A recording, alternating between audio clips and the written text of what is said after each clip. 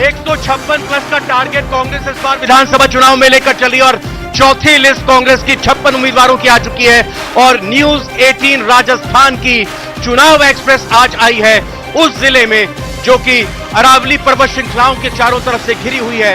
इसकी पहचान पूरे रूप से देखी जाए तो ऐतिहासिक सांस्कृतिक तो है ही, इसके अलावा इसकी पहचान के तौर पर आरपीएससी, राजस्थान स्टेट बोर्ड और इसके अलावा आरआरबी यानी कि रेलवे बोर्ड भी यहां पर मौजूद है। यानी कि कुल मिलाकर अगर देखा जाए तो अजमेर, जिसको शिक्षा नगरी भी एक जमाने में कहा जाता था, यहां की आज बात करने के लिए न्यूज 18 राजस्थान की टीम आई है चुनाव एक्सप्रेस में और 3 खास मेहमान हमारे साथ जुड़े हैं क्योंकि आज की तारीख में देश में बात महिलाओं की शक्ति की हो रही है, राजनीति में उनके प्रतिनिधित्व की हो रही है। तो आज हमारे तीनों पैनलिस्ट महिलाएं हैं। सबसे पहले मैं शुरुआत बिल्कुल अपने बाईं तरफ से करता हूं। मेरे साथ आम आदमी पार्टी की प्रदेश उपाध्यक्ष कीर्ति पाठक जी हैं, बहुत बहुत स्वागत है। हमारे साथ भारती श्रीवास्तव जी हैं, जिला अध्यक्ष बीजेपी महिला मोर्चा, और हमारे साथ कांग्रेस की द्रौपदी कोहली जी जो कि नेता प्रतिपक्ष अजमेर नगर निगम है।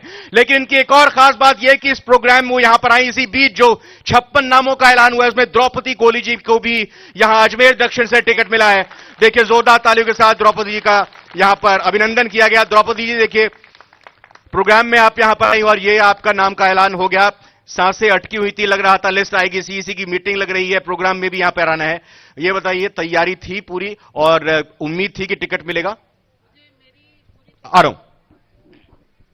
मेरी पूरी तैयारी है और मुझे पूर्ण विश्वास था कि टिकट तो मुझे ही मिलेगा और इस विश्वास पर पार्टी ने भी मोहर लगा दी कि आपका टिकट क्लियर कर दिया, तो मुझे पूर्ण विश्वास था और मुझे जनता पर भी पूर्ण। अनीता बघेल जी 4 बार की विधायक हैं, फिर से मैदान में हैं।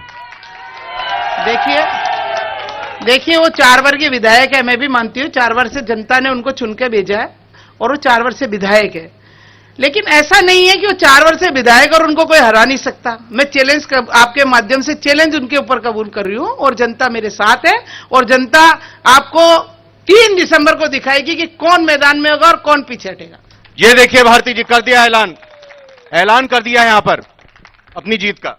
देखिए जीत का ऐलान तो हमेशा कांग्रेस करती आई है, लेकिन जीत के भाजपा आई है क्योंकि उन्हें राष्ट्र हित में, धर्म हित में जो काम करती है वो बताना चाह रहे हैं कि अनीता जी के लिए जिस प्रकार कहा है कि वो 4 बार की विधायक रह चुकी है, मंत्री भी रह चुकी है, तो उनको तो जीत उनकी फाइनल है क्योंकि जो उन्होंने जनता के बीच रहकर कार्य किया है। तो उनकी भी मैं कहना चाहूंगी कि द्रौपदी से पहले अनीता जी की जीत निश्चित होगी और उत्तर और दक्षिण और किशनगढ़ तीनों तरफ से हमारे बीजेपी की यहाँ पे। द्रौपदी जी कह रही हैं ये मानकर मत चलिए कि अजय हैं, जीतेंगी, ये मानकर मत चलिए। देखिए जनता पे हमें भरोसा है और जनता जिस प्रकार मोदी जी के कार्य को देख रही है और हमारे यहाँ के जो विधायक हैं जो कार्य कर रहे हैं विकास के कार्य को लेकर, जब किसी भी क्षेत्र में कार्य कर रहे हैं उस विकास कार्य को लेकर मैं भी कहना चाहूंगी कि भाजपा की जीत निश्चित है। कीर्ति जी से जानूंगा। कीर्ति जी देखिए महिलाओं का ये पूरा पैनल है और आप भी महिलाएं हैं और कांग्रेस की तरफ से अजमेर दक्षिण से टिकट दिया गया है और यहां पर अब उन्होंने अपनी जीत का दावा कर दिया। आम आदमी पार्टी कहां है अजमेर में, राजस्थान में? ठीक है 2 जगह सरकार भले ही आपकी है। आम आदमी पार्टी भी बहुत स्ट्रांगली अपने कैंडिडेट्स को उतारेगी और 20 साल कब उतारेगी मैम? नामांकन शुरू हो चुका है, आखिरी तारीख आने वाली है चुनाव की, मतदान की भी। हमारी लिस्टें तैयार हैं और लिस्ट वो हो जाएगी। सबसे पहले 20 साल तक लिस्ट क्यों नहीं आ रही मैडम? ये तो बीजेपी और कांग्रेस में जो है एक तरह से टिकट के लिए मारामारी हो रही है। आम आदमी पार्टी में क्या दिक्कत समस्या है? क्या इनके बागी और नाराज लोगों का इंतजार कर रहे हैं क्या आप? नहीं, ऐसा नहीं है। लेकिन जैसा आम आदमी पार्टी हमेशा बोलती आई है, हमारे जो राष्ट्रीय नेता हैं वो भी बोलते आए हैं कि हर पार्टी के अंदर अच्छे लोग होते हैं और अगर वो अच्छे लोग हमें कांटेक्ट करेंगे तो आम आदमी पार्टी उनको भी लेगी। लेकिन सर्वप्रथम अगर अजमेर की बात करते हैं तो 20 साल की जो निष्क्रियता रही है, अजमेर के जो 2 विधायक हैं उनके विरुद्ध स्ट्रांग कैंडिडेट्स ला करके आम आदमी पार्टी यहां जीत का बिगुल बजाएगी। जाहिर तौर पर आम आदमी पार्टी ने जीत का बिगुल फूंक दिया है और ये कहने का दावा कर रहे हैं कि हम इस बार जीत कर दिखाएंगे। क्या संभावना देखती हैं आप? ये बताइए कि अजमेर में आप लगातार यहीं से ताल्लुक रखती हैं कि समस्याएं क्या हैं और कांग्रेस की सरकार ने कितना उन समस्याओं को दूर कर दिया? देखिए एक बुजुर्ग की कहावत थी कि जहां से चले थे वापस वहीं आके खड़े हो गए।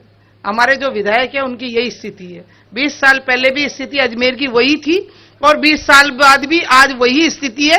20 साल पहले भी पानी में डूब रहे थे लोग, आज 20 साल बाद भी पानी में डूब रहे। अभी आपने देखा होगा पानी जो बारिश आई उसमें लोगों के घरों में 3-3, 4-4 फीट पानी था। क्या कर रहे थे हमारे एमएलए? क्या विकास किया उन्होंने? एमएलए अगर बीजेपी के हैं तो सरकार तो कांग्रेस की है ना मैडम? देखिए, मान लिया मैंने सरकार कांग्रेस की है, आपकी बात बिल्कुल मान्य है कि सरकार कांग्रेस की है। देखिए, कांग्रेस की सरकार ने तो क्या नहीं किया। आप ये देखिए, अशोक गहलोत जी ने जो 2.5 करोड़ रुपए एमएलए को फंड दिया जाता था, 2.5 करोड़ से 5 करोड़ कर दिया।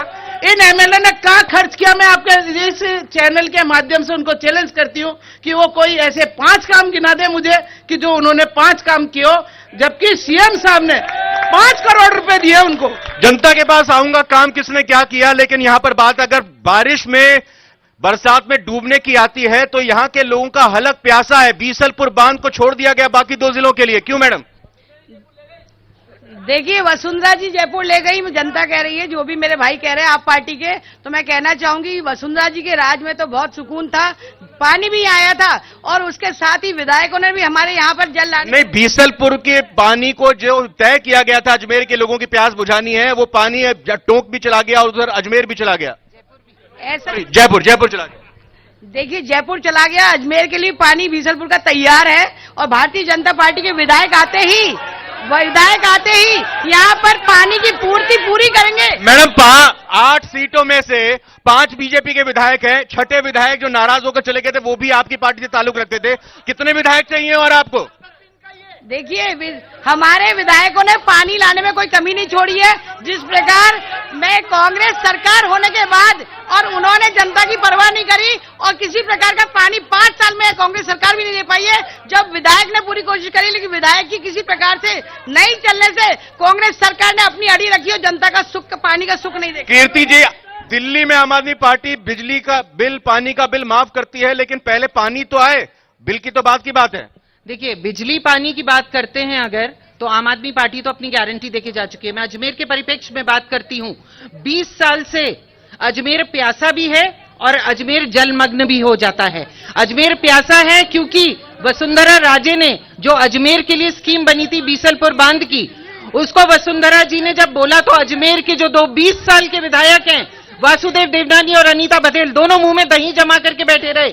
उन लोगों ने अपने वहां पर जाकर सदन में किसी भी प्रकार का अजमेर की पैरवी नहीं करी और अजमेर का पानी टोंक और अजमेर का पानी जयपुर चला गया। जनता जनार्दन मेरे साथ बैठी हुई है तो उनसे सवालों का सिलसिला भी शुरू करना चाहिए, क्योंकि जाहिर तौर पर अगर महिलाओं ने यहां पर हमारे प्रतिनिधि के तौर पर बात रखी है, मेहमानों के तौर पर सवालों का सिलसिला, सवाल सीधा पूछिएगा और संक्षेप में।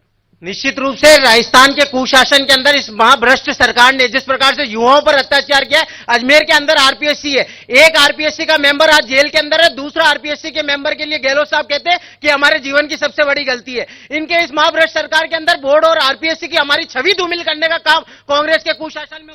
सवाल क्या है? सवाल यही है कि कांग्रेस का क्या स्टैंड रहा इन महाभ्रष्टाचारियों के खिलाफ में?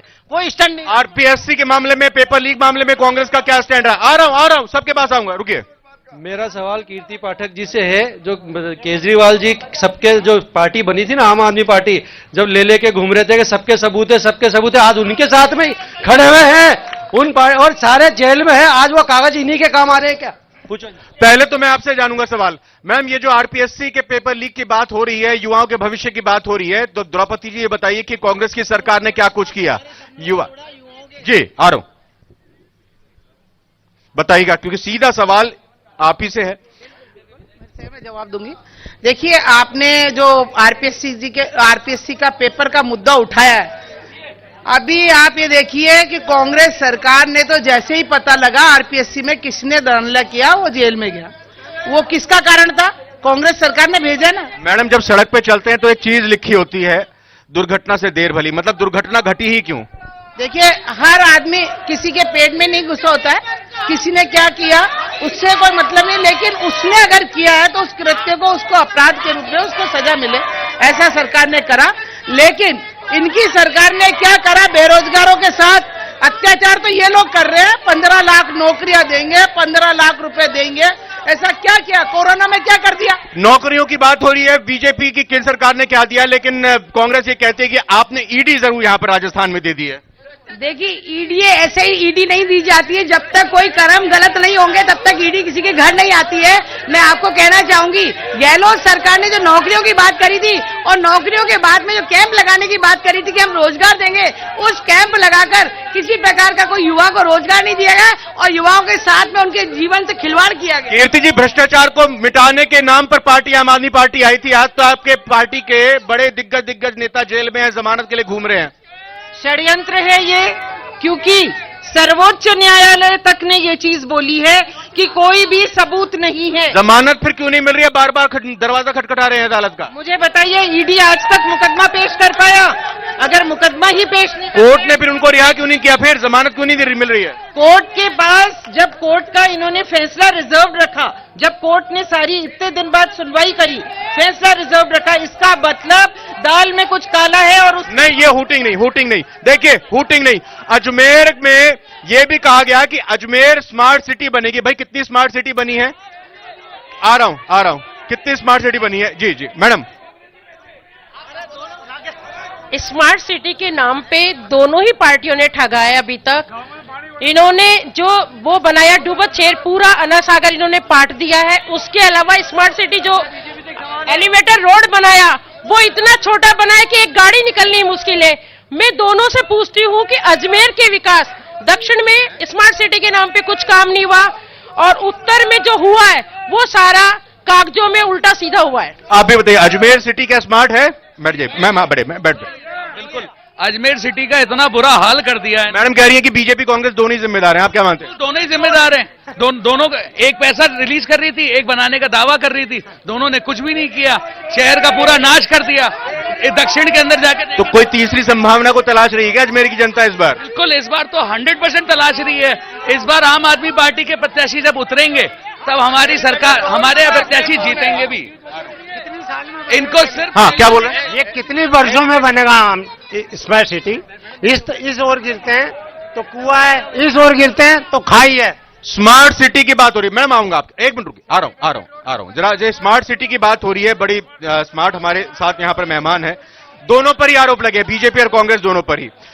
एलिवेटेड रोड बना दी गई इस नाम से कि जाम से मुक्ति मिलेगी, लेकिन ये तो मुसीबत और खड़ी कर दी इसने। ये कौन बीजेपी जिम्मेदार है इसके लिए? देखिए, इसके लिए जिम्मेदार हमारे दोनों एमएलए हैं, क्योंकि उनके समय मैं 2015 में जब पार्षद थी, स्मार्ट सिटी का प्रोजेक्ट आया था। मुझे पता, इन लोगों को तो नहीं पता, ये लोग नहीं जानते कि स्मार्ट सिटी का प्रोजेक्ट क्या था और कैसे आया, क्या नहीं था। चूंकि मैं उस समय 2015 में पार्षद थी। मैडम, दो विधायक, मैं फिर वही कहूंगा, दो विधायक के जिम्मेदार मान रही हैं आप कि अजमेर को स्मार्ट नहीं बना पाए, तो ये सरकार जो थी हमारी राजस्थान में, या सरकार चल रही है, वो क्यों नहीं स्मार्ट बना पाई? आपको ला रही हूं, 2015 में जब ये स्मार्ट सिटी का प्रोजेक्ट आया था, वो नगर निगम में ही आया था पहले कि डिस्कस करने के लिए।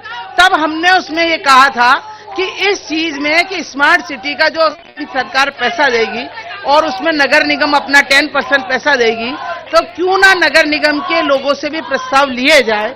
लेकिन जो आदत है ना इनकी कि अपनी मर्जी करनी, किसी से पूछना नहीं, इन्होंने जो अभी कर रहे ना वैसे ही उस समय भी पास करके और अपनी मर्जी के प्रोजेक्ट पास किए और उसी का नतीजा एलिवेटेड रोड है। ये स्मार्ट सिटी, दोनों आज एमएलए कहते हैं और आपको यकीन नहीं है, मैं प्रूफ के साथ कहती हूँ, आप दस्तावेज चेक करिए, दोनों एमएलए के सिग्नेचर है इसमें। मैडम, ये स्मार्ट सिटी नहीं बन पा रही है अजमेर, दोष आ रहा है आपके दो एमएलए पर जो बीजेपी से हैं, बताइए।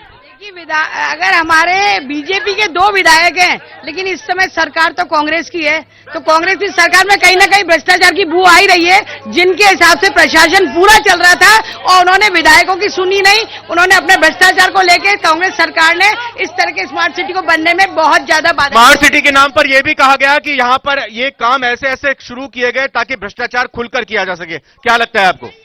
देखिए, स्मार्ट सिटी के नाम पर दोनों जो प्रशासन है और जो हमारे राजनीतिक वो हैं, जिसको कहते हैं रिप्रेजेंटेटिव्स, सबने जम के चांदी कूटी है।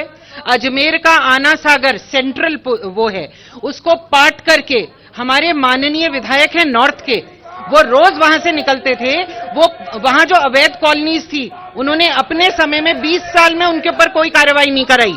यहाँ पर बोर्ड भी बीजेपी का ही रहा है, पिछला बोर्ड भी और ये भी। अभी तक कोई कार्रवाई नहीं होती अवैध चीजों पर। अगर अवैध अतिक्रमण अजमेर को स्मार्ट सिटी बनाने के नाम पर यह कहा जा रहा है कि ठगा गया। यहां पर मानसून की जब बरसात होती है तो पानी जमा हो जाता है, सड़कों पर जब निकलते हैं तो यहां पर बड़े बड़े गड्ढे दिखाई देते हैं, पीने के पानी की समस्या है। मतलब बिजली, सड़क, पानी जो लगातार मुद्दे सालों से रहे हैं, उन्हीं के इर्द गिर्द अजमेर की सियासत यहां पर घूमती दिखाई दे रही है। जी, अजमेर से उत्तर में देवनानी जी होने के बावजूद आज तक पानी की समस्या दूर नहीं हुई। हमारी मूलभूत समस्या है जी, पानी से ऊपर। मैं समस्त जनता को बताना चाह रहा हूं कि सवाल स्मार्ट सिटी का जो सबसे ज्यादा बेनिफिट है वो दक्षिण वालों को मिला है। आज दक्षिण की जनता एलिवेटेड रोड के कारण 2 से 3 मिनट में बस स्टैंड पहुंच जाती है। जी, और कुछ सवाल? अब आ रहा हूं अब इधर आ रहा हूं। जी सर, सबको पता है 5 साल से कांग्रेस की सरकार है। डीएम 5 साल में 5 बार कांग्रेस सरकार एम बदला, कमिश्नर 5 बार बदला, नगर निगम का कमिश्नर 5 बार बदला, और 5 साल में स्मार्ट सिटी के 3000 करोड़ रुपए जो मोदी जी ने भेजे वो इन्होंने गुलामी के वो ताबूत खड़े करके खा गए ये सारे पैसे। कांग्रेस पहली बात तो ये जो आप बोल रहे हैं कि मोदी जी ने भेजे पैसे, 60% केंद्र सरकार का हिस्सा होता है, 40% हिस्सा राज्य सरकार का होता है। ये मैं बिल्कुल बात कर रहा हूं। लेकिन यहां पर फिर से बात यही आ रही है कि बात कांग्रेस लगातार करती है कि केंद्र सरकार पैसा नहीं दे रही। यहां पर लोग ये आरोप लगा रहे हैं कि केंद्र सरकार जो पैसा दे रही है उसको यहां के स्थानीय प्रतिनिधि और सरकार खा रही है। देखिए, ये जो आरोप तो कोई भी किसी पे लगा सकता। आरोपों का क्या है? आरोप तो किसी पे भी लगा सकते हैं कि आपने ऐसा किया नहीं किया। देखिए, जो केंद्र सरकार ने पैसा भेजा, मान लीजिए केंद्र सरकार ने पैसा भेजा, प्रोजेक्ट भेजा, दोनों एमएलए इनके ही है, मेयर इनका है। अगर काम तरीके से नहीं कर रहे तो इससे पहले सरकार बीजेपी ऐसा जारी तो राज्य सरकार की एजेंसी ही करेंगी ना, नगर निगम के पास या कलेक्टर के पास अगर अधिकार है तो वही करेंगे ना रिलीज। बिल्कुल, ये कह रहे कि डीएम बदला, एएम बदला, क्या बदला?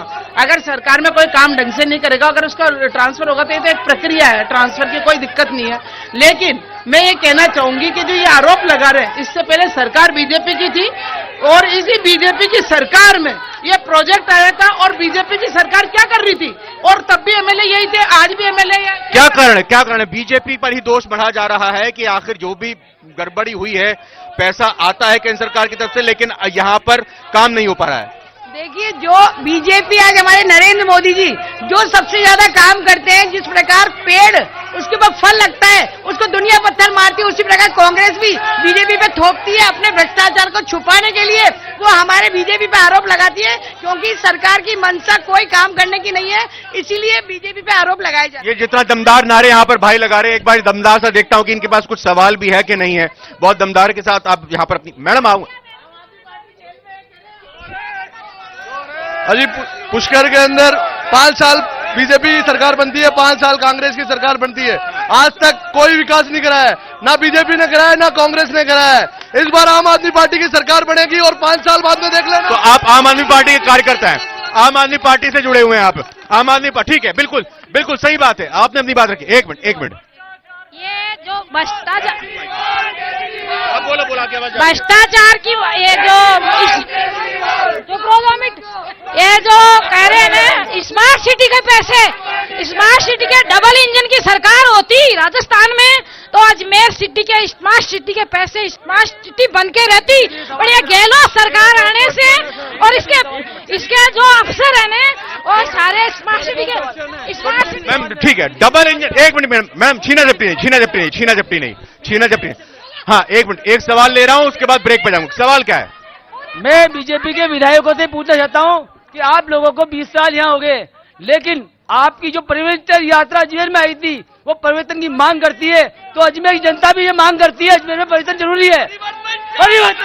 तो अजमेर की जनता परिवर्तन की मांग कर रही है, बीजेपी विधायकों के परिवर्तन की, बीजेपी परिवर्तन यात्रा निकाल रही है और बात डबल इंजन की सरकार की हो रही है। डबल इंजन की सरकार होगी तो बेहतर तरीके से काम होगा। अगले दौर में जाएंगे भाई, ब्रेक का वक्त है, ब्रेक के बाद अगले राउंड में इन्हीं दोनों सवालों का जवाब यहां पर लूंगा। तुरंत लौटते हैं ब्रेक के बाद।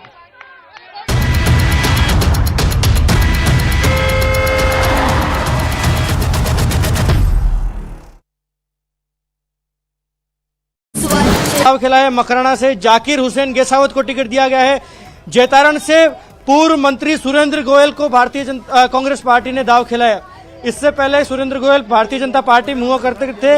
वहीं पाली से भीमराज भाटी को टिकट दिया गया है और पूर्व सांसद बद्रीराम जाखड़ को बाली से कांग्रेस पार्टी ने प्रत्याशी बनाया है।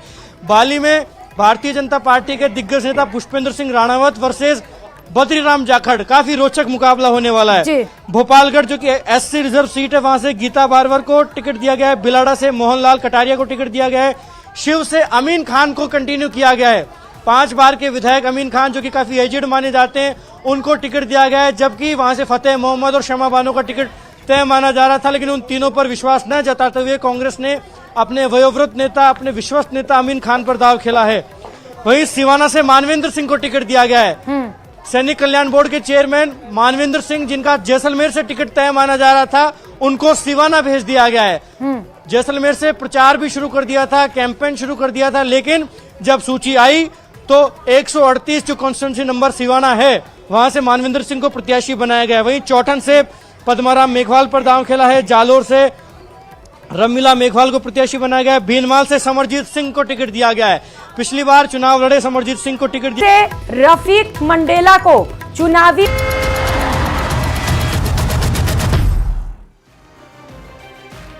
चुनाव एक्सप्रेस अजमेर में है और गर्मा गर्म बहस के बाद, ब्रेक के बाद फिर से एक बार चर्चा करते हैं। ब्रेक पर जाने से पहले बात हो रही थी, चर्चा हो रही थी कि डबल इंजन की सरकार अगर होगी तभी बेहतर तरीके से काम किया जाएगा। यही बात लगातार उठती रहती है। क्या मैडम इस तरह की बात कही जा रही है? देखिए, डबल इंजन की सरकार कह रहे हैं, लेकिन आपने देखा होगा केंद्र की सरकार ने किस तरह से लोगों का वो कर रखा है सारा, किस तरह से लोग परेशान है। तो डबल इंजन की सरकार लोग चाहते ही नहीं है यहाँ पर। और आपने देखा होगा अशोक गहलोत जी ने जो कोरोना काल में जो व्यवस्था की, उसके लिए तो नरेंद्र मोदी जी ने भी ताली बजाई कि अशोक गहलोत जी का बहुत अच्छा मैनेजमेंट था। और अशोक गहलोत जी ने वो मैनेजमेंट किया जो पूरे हिंदुस्तान किया, पूरे विश्व में किसी ने नहीं किया। और महंगाई राहत कैंप जो पूरे विश्व में नहीं है। आप ये देखिए, चिरंजीवी योजना जो पूरे विश्व में नहीं है। आज अशोक गहलोत जी की कौन सी योजना ऐसी है जो जनता नहीं चाहती? भारती जी, क्या बात है, प्रधानमंत्री मोदी जी ने भी गहलोत जी की तारीफ की है और डबल इंजन की सरकार की जरूरत नहीं, सिंगल इंजन बढ़िया चलेगा।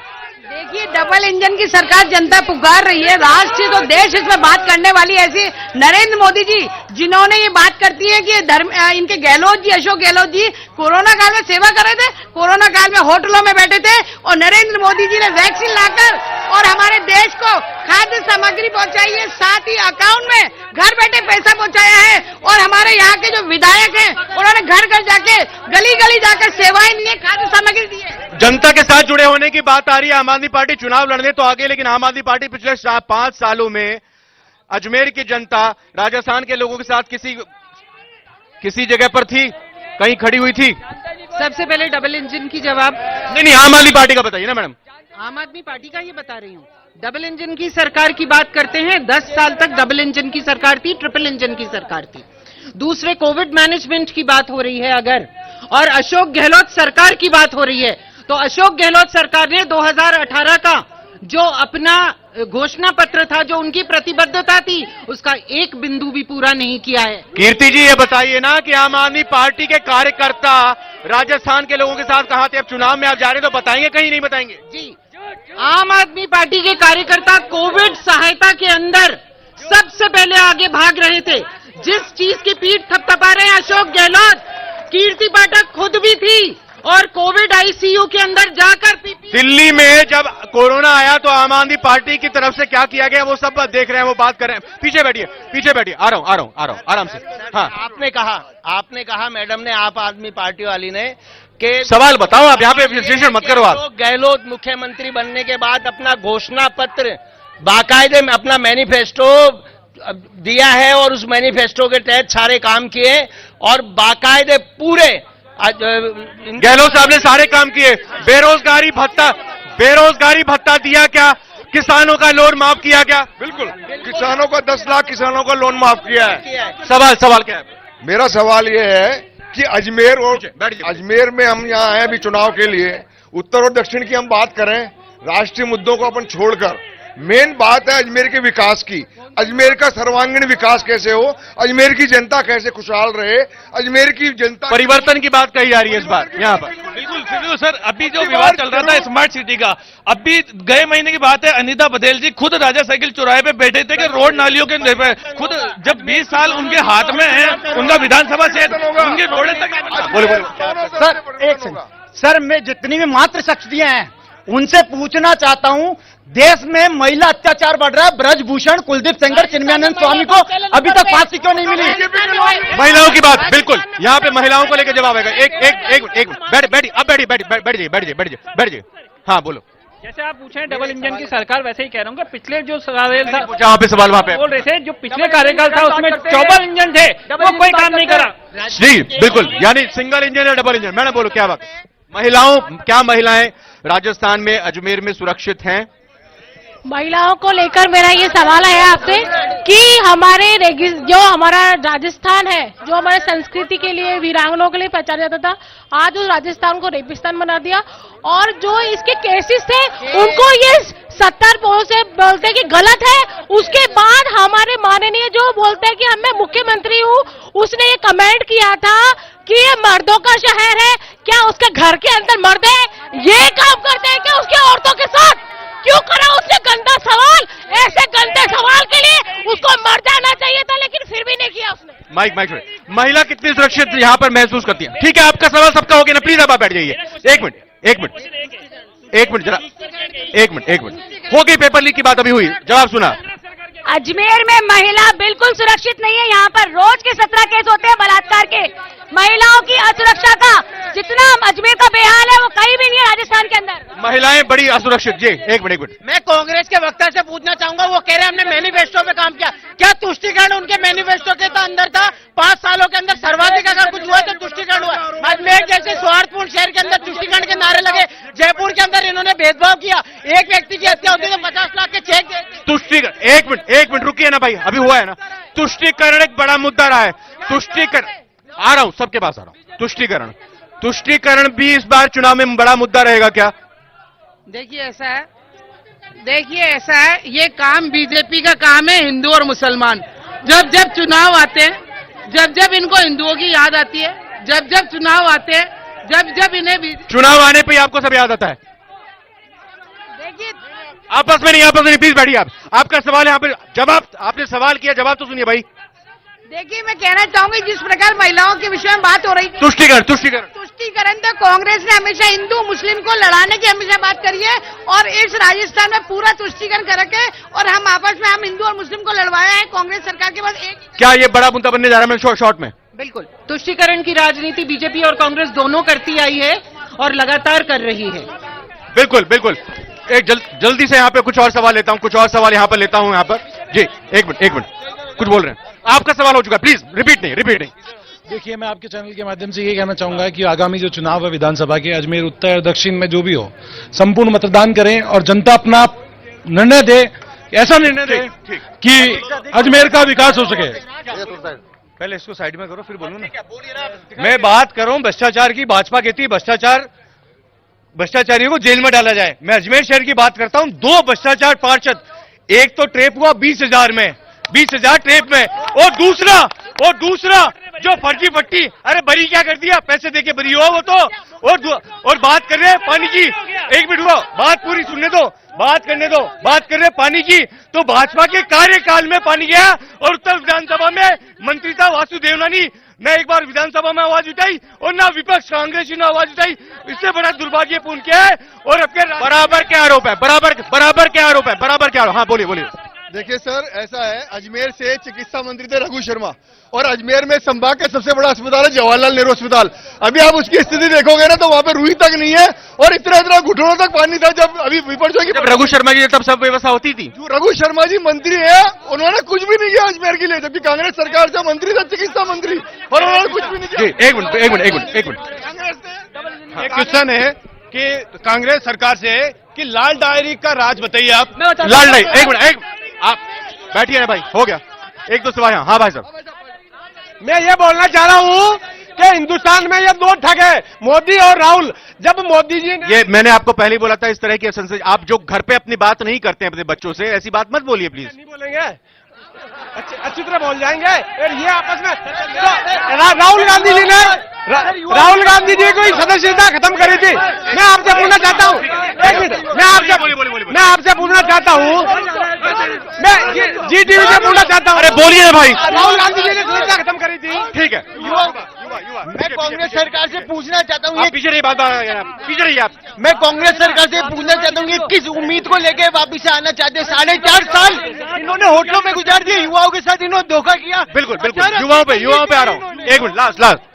ये कांग्रेस सरकार भ्रष्टाचार में पूरी डूबी रही और इनके कैबिनेट मंत्री को इन्होंने हटाया क्योंकि उसने सरकार के खिलाफ वक्तव्य दिया कि राजस्थान में भ्रष्टाचार। युवाओं पर एक सवाल मैडम, ये युवाओं की बड़ी बात हो रही है यहाँ पे द्रौपदी, जहाँ पर युवाओं में अपने आप को बड़ी असुरक्षा महसूस हो रही है। जल्दी से लास्ट कमेंट। देखिए, ये जो कह रहे ना कि बीजेपी की सरकार और भ्रष्टाचार कांग्रेस की सरकार कर रही है, आपको इनसे पूछो, बीजेपी वाले तो एमएलए को खरीदते हैं और बीजेपी वाले खरीद फरोख्त का काम करते हैं। तो मैडम एक बात भी बड़ी प्रचलित है, जो बिकता है उसी को खरीदार खरीदने के लिए आ जाता है, ये भी बात है। एक आखिरी, आपने कह दिया कि मैं जीतने जा रही हूँ, कितनी वोटों से जीतने जा रही हैं आप? देखिए, ये तो जनता का जब आशीर्वाद होगा और ये हम 3 दिसंबर को बताएंगे कि हम कितने वोटों से। बीजेपी भी क्या इस बार अजमेर और राजस्थान दोनों जीतने जा रही है? पूरे राजस्थान में बीजेपी की सरकार बनेगी, बिल्कुल पूरे निश्चित रूप से बनेगी। राजस्थान में मैं कहना चाहती हूँ कि कांग्रेस सरकार अगर आ रही तो किस मुद्दों पे आ रही है हमें जनता को। आम आदमी पार्टी का लास्ट कमेंट बताइए, कितना सीट लेके आ रही है? हम ऐसा है कि हम लोग सरकार बनाने में हमारा योगदान रहेगा। तो कुल मिलाकर अगर बात देखें तो यहां पर आज अजमेर में बिजली, पानी समेत तमाम लोकल मुद्दों की बात हुई और इसके साथ ही साथ बात राजस्थान के मुद्दों की भी और राष्ट्रीय मुद्दों की भी यहां पर हुई। और जाहिर तौर पर अजमेर में अगले कार्यक्रम में भी जरूर हम यहां पर चुनाव एक्सप्रेस के जरिए लौटेंगे, लेकिन फिलहाल आपको बताएं कि अगला चुनाव एक्सप्रेस कार्यक्रम भीलवाड़ा में कल होगा, तो जरूर देखिएगा 7:56 के लिए। फिलहाल बहुत बहुत धन्यवाद, नमस्कार।